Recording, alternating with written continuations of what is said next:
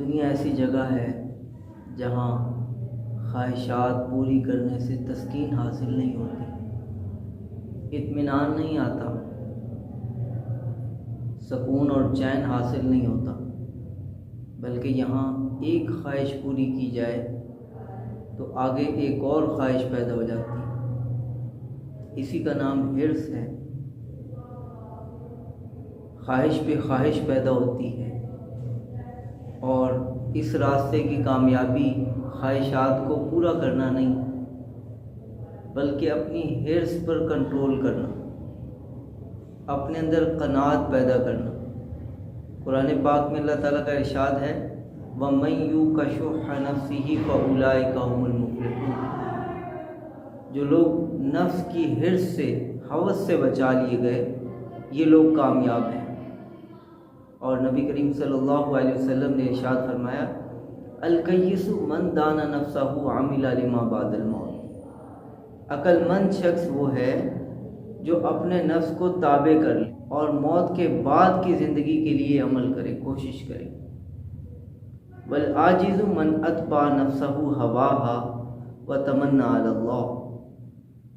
اور بے وقوف شخص وہ ہے جو اپنے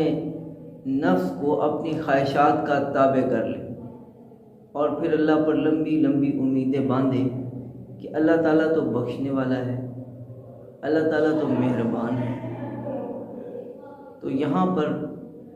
اپنی خواہشات پر جتنا زیادہ ہم کنٹرول کر لیں گے اتنے ہی ہم کامیاب ہیں، اتنے ہی ہم عقل مند ہیں۔ اور یہاں اپنی خواہشات کو پورا کرتے چلے جانا یہ رستہ کامیابی کا نہیں ہے،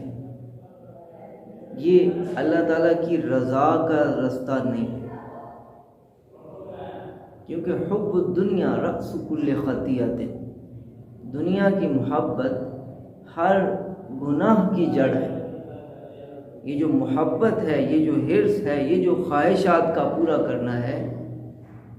یہ تو ہر گناہ کی جڑ ہے، یہ گناہوں کا پلندہ ہے، اس کے پیچھے گناہ آئیں گے۔ اپنی خواہشات کو ریزرو کیجیے، اپنے اندر قناعت پیدا کیجیے، اس کے ذریعے سے آپ دنیا کی بھی بہت ساری کامیابیاں حاصل کر سکتے ہیں اور آخرت کی بھی بہت ساری کامیابیاں حاصل کر سکتے ہیں، اور اللہ تعالیٰ